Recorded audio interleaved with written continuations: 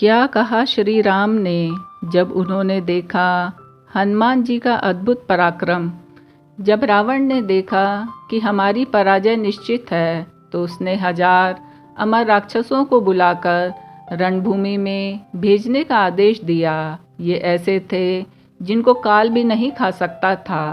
विभीषण के गुप्तचरों से समाचार मिलने पर श्री राम को चिंता हुई कि हम लोग इनसे कब तक लड़ेंगे। सीता का उद्धार और विभीषण का राज तिलक कैसे होगा, क्योंकि युद्ध की समाप्ति असंभव है।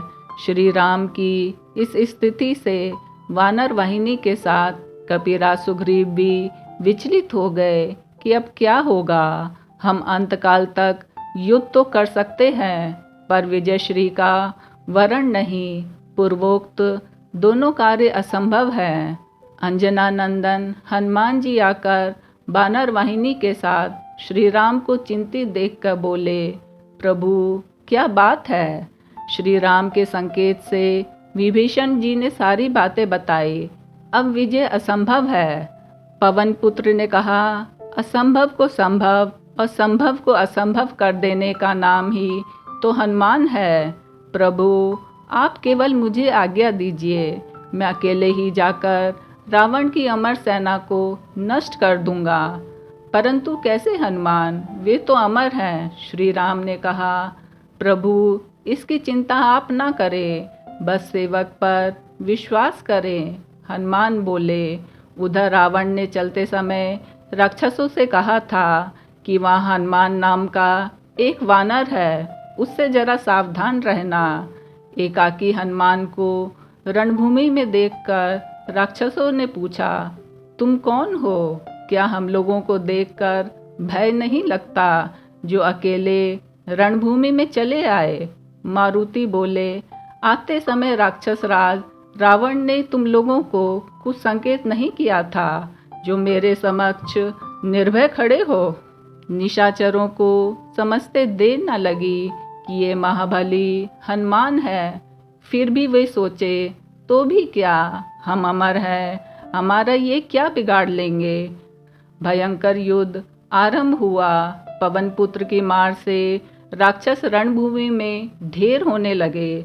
चौथाई सेना बची थी कि पीछे से आवाज आई, हनुमान हम लोग अमर हैं, हमें जीतना असंभव है, अतः अपने स्वामी के साथ लंका से लौट जाओ, इसी में तुम सबका कल्याण है। अंजने ने कहा, लौटूंगा अवश्य, पर तुम्हारे कहने से नहीं, अपितु अपनी इच्छा से।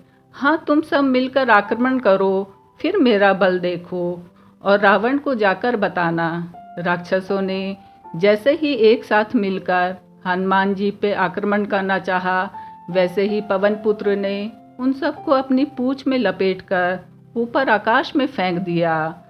वे सब पृथ्वी की गुरुत्वाकर्षण शक्ति जहाँ तक है वहाँ से भी ऊपर चले गए, चले ही जा रहे हैं।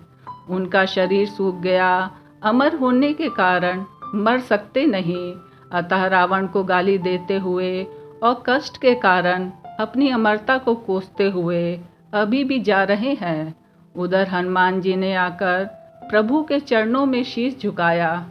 श्री राम बोले, क्या हुआ हनुमान?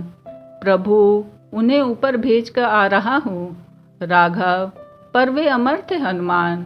हाँ स्वामी, इसलिए उन्हें जीवित ही ऊपर भेज आया हूँ। अब वे कभी भी नीचे नहीं आ सकते। रावण को अब आप शीघ्र ऊपर भेजने की कृपा करें, जिससे माता जानकी का आपसे मिलन और महाराज विभीषण का राज सिंहासन हो सके।